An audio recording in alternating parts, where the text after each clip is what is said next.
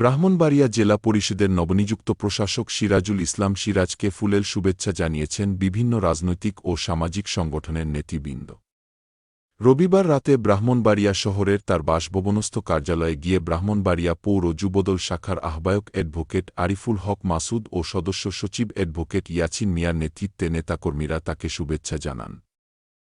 এ সময় উপস্থিত ছিলেন কুমিল্লা বিভাগীয় যুবদল নেতা ভিপি তাজুল ইসলাম তাজুল, জেলা বিএনপি, পৌর বিএনপি, ছাত্রদল, উলামাদলসহ বিভিন্ন রাজনৈতিক দলের নেতাকর্মী এবং সামাজিক সংগঠনের প্রতিনিধিরা উপস্থিত ছিলেন।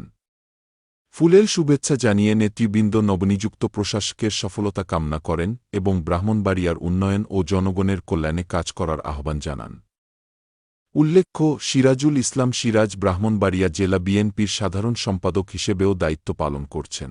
ব্রাহ্মণবাড়িয়া জেলা পরিষদের প্রশাসক নিযুক্ত করায় বাংলাদেশ জাতীয়তাবাদী দল বিএনপি চেয়ারম্যান ও গণপ্রজাতন্ত্রী বাংলাদেশ সরকারের মাননীয় প্রধানমন্ত্রী জনাব তারেক রহমানের প্রতি অশেষ কৃতজ্ঞতা ও ধন্যবাদ জ্ঞাপন করছি এবং আমাদের স্থানীয় সরকার মাননীয় মন্ত্রী মহোদয়, বিএনপির মহাসচিব জনাব মির্জা ফখরুল ইসলাম আলমগীর সহ ওনাদের সকলকে আমি আমার প্রাণপ্রিয় সংগঠন ব্রাহ্মণবাড়িয়া জেলা বিএনপির পক্ষ থেকে ধন্যবাদ, শুভেচ্ছা ও কৃতজ্ঞতা প্রকাশ করছি।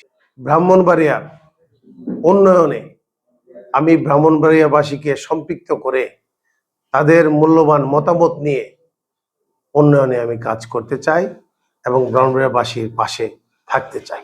ব্রাহ্মণবাড়িয়া থেকে আহসানুল হক নয়নের পাঠানো তথ্যচিত্রে নিউজ ডেস্ক, বাংলাদেশ আমার।